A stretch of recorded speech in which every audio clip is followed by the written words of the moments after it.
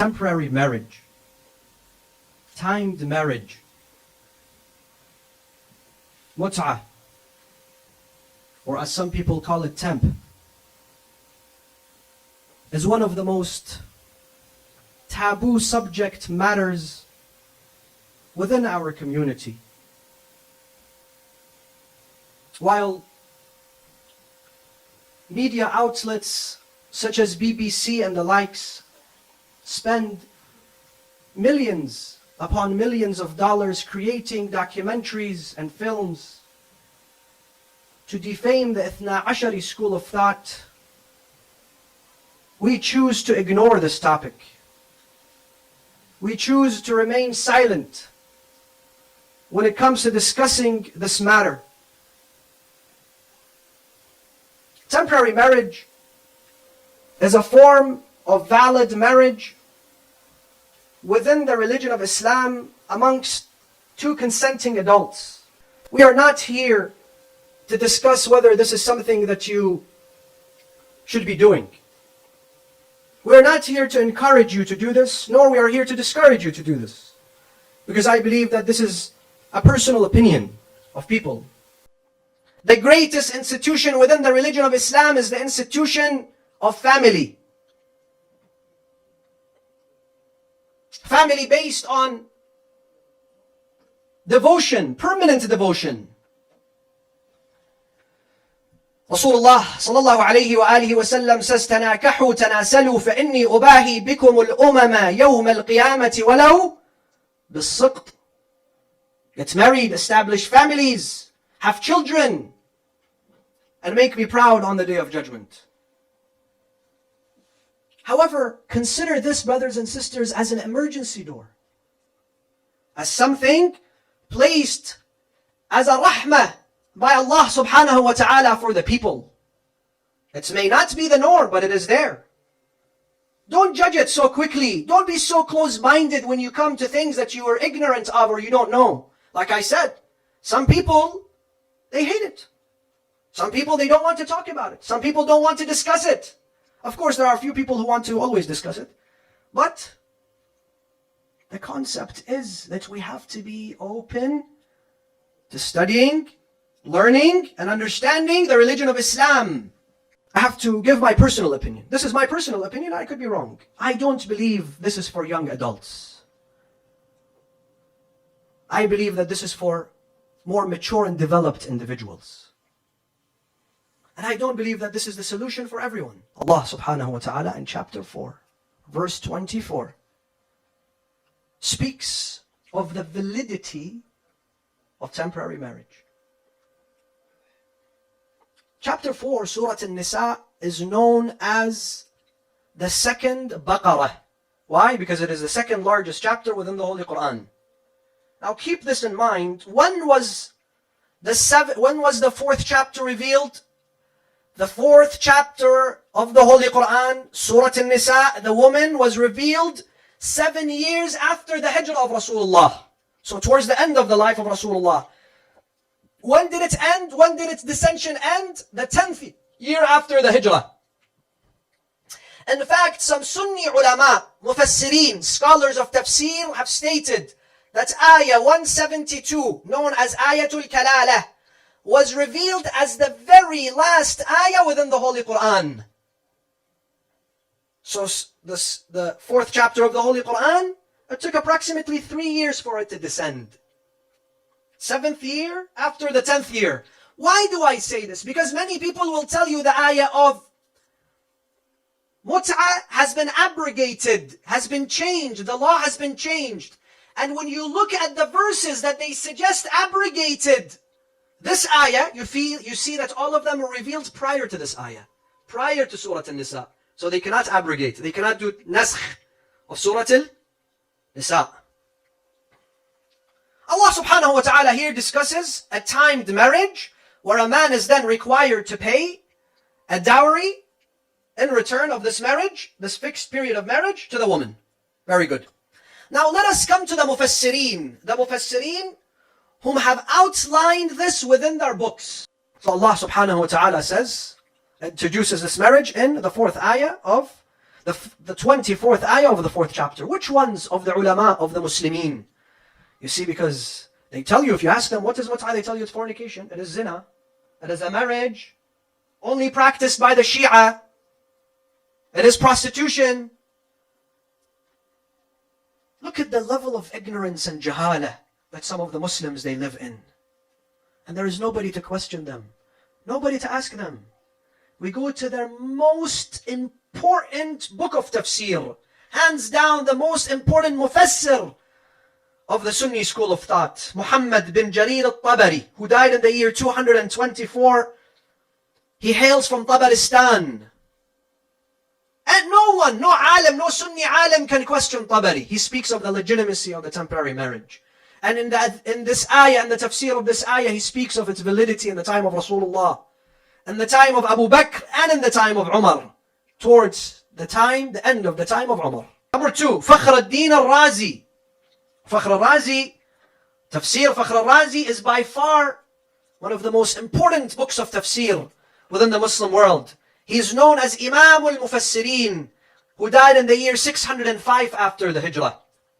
Again, he speaks of this, and he says that the word root mut'ah comes from benefit, a beneficial contract, and it was validified by Rasulullah, descended onto Rasulullah sallallahu alayhi wa sallam, and practiced by the companions. Number 3, Ibn Hazm al-Andalusi. Ibn Hazm al-Andalusi, brothers and sisters, go read his biography. Some people believe he was Nasibi. He's far away from the madhab of Ahlul Bayt. Certainly he carried a certain animosity for the Rawafid, as he calls them. Ibn Hazm al-Andalusi was the founder of Wahhabism, who died in the year 456 after the Hijrah. And number 4, the father of Nawasib, the father of the modern day Wahhabism, Salafism, Ibn Kathir, the teacher of Ibn Taymiyyah, who died in the year 774 after the Hijrah. Every single one of them, when they come to this ayah, they speak of the validity of temporary marriage. So I don't understand how you tell me that this is a form of zina, this is not practiced in Islam, this was not there. It's in the most important books of tafsir. Now, let us come to Bukhari. Sahih Bukhari, not Tarikh Bukhari, Sahih Bukhari. Mut'ah is mentioned 12 times in Sahih Bukhari, 12 times. And Sahih Muslim 26 times. Ibn Hanbal 22 times. At-Tirmidhi 5 times. And I want to read for you what Ibn Hazm al-Andalusi says in his book. That will shock you all tonight. In his book, Ibn Hazm al-Andalusi, Al-Muhalla, it's a fiqhi book, Kitab al-Nikah, volume 9, page 519. Listen to this, please. He says, وَقَدْ ثَبَتَ عَلَى تَحْلِيلِهَا. He speaks of temporary marriage, and he says, it is a valid, it is halal. بَعْدَ رَسُولِ اللَّهِ جَمَاعَةٌ مِنَ السَّلَفِ وَمِنْهُمْ. It was practiced after Rasulullah by some of the companions and amongst them, وَمِنْهُمْ, not all of them, مِنَ الصَّحَابَةِ. Which one of the Sahaba? He first begins with Asma bint Abi Bakr as-Siddiq. Asma, the daughter of Abu Bakr as-Siddiq, she practiced temporary marriage. And inshallah, I'll speak about the results of the temporary marriage. One of the Imams, one of the great Tabi'eens, was a result of this marriage. Asma bint Abi Bakr as-Siddiq. Wa Jabir ibn Abdullah. Jabir ibn Abdullah al-Ansari. Those are very important individuals. Very important Sahaba. Those are not just ordinary Sahaba. Jabir ibn Abdullah al-Ansari. وابن مسعود وابن عباس عبد الله ibn Abbas حبر الأمة ومعاوية ibn Abi Sufyan. He writes this in his book, Ibn Hazm.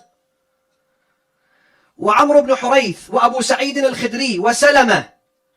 ورواه جابر بن عبد الله الأنصاري وجمع من الصحابة. وكان مدة على زمن أبي بكر وعمر إلى قرب آخر خلافة عمر. So you tell me, who made what's haram, Rasulullah or Umar? According to him, according to Ibn Hazm al-Andalusi, Umar. I don't know what he was thinking.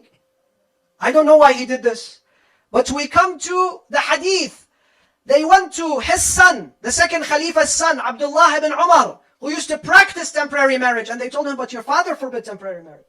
How can you practice temporary marriage? He says, because of the witness of my father, I practice it. They say, how? He says, my father said, كانتا على عهد رسول الله وأنا أحرمهما. He was a witness that they existed in the time of Rasulullah. So I take him as a witness. But his ijtihad, I don't follow his ijtihad. How can he have ijtihad when Rasulullah has made it halal? Amongst the very important names in Islam, Abdullah ibn Zubayr ibn al-Awwam and Asma ibn Umays. Abdullah ibn Zubayr was the product of the temporary marriage by Zubayr and Asma bint Abi Bakr. So this is not something foreign to the religion of Islam or outside the realm of Muslims. If you don't believe in it, if it's not for you, if you don't like it, if you hate it, don't call people who practice it as zunat, that this is outside the religion of Islam, and accuse them of adultery. We must address this. Number one is, do not shame those who practice it. Shame those who do haram. Even those who do haram. Who are we to shame people? Shaming in Islam is forbidden. In fact, the hadith says, "Man ayyara mu'minan ala dhanbin waqa'a fih." I see that some people, and remember when I said in the beginning, I feel that this is more for a mature, more developed individuals, because of the results that I see. Especially the younger sisters. Do not make, not everything halal you must do. Do not make a decision where you will regret later. Be wise in your decisions, even in permanent marriage. You have to be wise.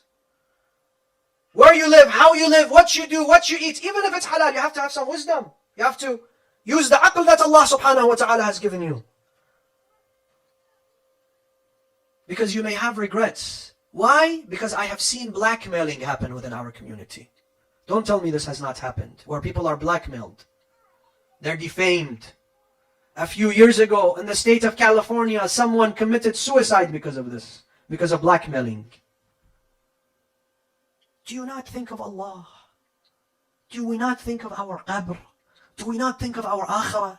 Do we not think of munkar and nakir when we blackmail people? When we destroy their lives? When we demolish their families?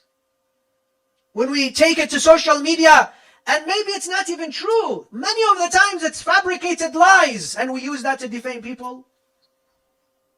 Isn't this the spirit of Surah An-Nisa? Surah An-Nisa came to talk about social illnesses, family issues, illnesses within society, and this is one of them. This is one of the illnesses within our society.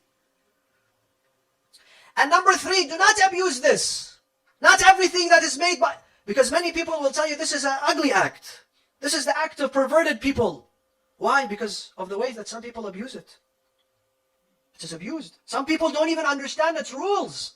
Some people don't even understand its regulations. Go read Risala al-Amaliyah. There is no difference between the laws of permanent marriage and temporary marriage. So when BBC comes and says this is used by the Ithna Asharis as a form of prostitution, it's a lie. And if it is practiced, it is abused by some of the followers. Some of the people who adhere themselves to the madhab of Ahlul Bayt. Imam al-Sadiq says, "Kunu zaynan lana, wa la takunu shaynan alayna." Be an ornament and a decoration upon our name. Not somebody that brings such a terrible reputation for the school of Ahlul Bayt. Don't misuse it. And if you're about to get into a contract, know that this is a contract. You can limit the usage of this contract. The hurma of a mu'min, the dignity of a mu'min, the nobility of a mu'min, the reputation of a mu'min, the name of a mu'min is more sacred to Allah than the what? Kaaba. The Kaaba. Can you spit at the Kaaba? Can you? So, similarly, don't do that to a mu'min, a mu'minah.